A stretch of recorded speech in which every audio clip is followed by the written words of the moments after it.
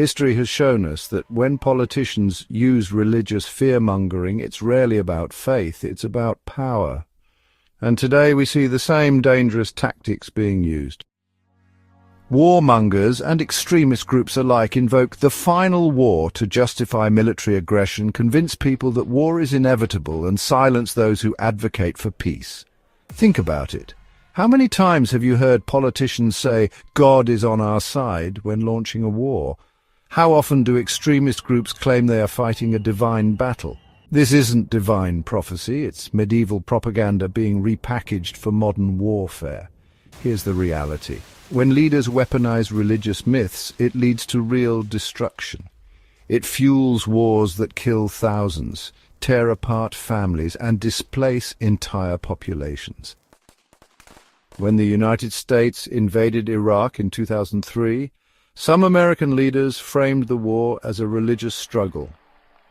President George W. Bush even called it a crusade, a term with deep historical ties to medieval Christian wars against Muslims. Although the war was about geopolitics and oil, apocalyptic rhetoric was used to rally support, making it sound like a battle of good versus evil rather than a military invasion. The result: hundreds of thousands of deaths and a destabilized Middle East that still suffers today. Israeli extremists exploit religious narratives to justify violence. Some Israeli extremists claim they are fulfilling biblical prophecy by expanding territory. The reality: politicians and extremists fuel war using religious justifications, ignoring the fact that both Judaism and Islam preach peace, justice, and coexistence. In the United States, some Christian Zionist groups push for war in the Middle East because they believe it will trigger the second coming of Christ.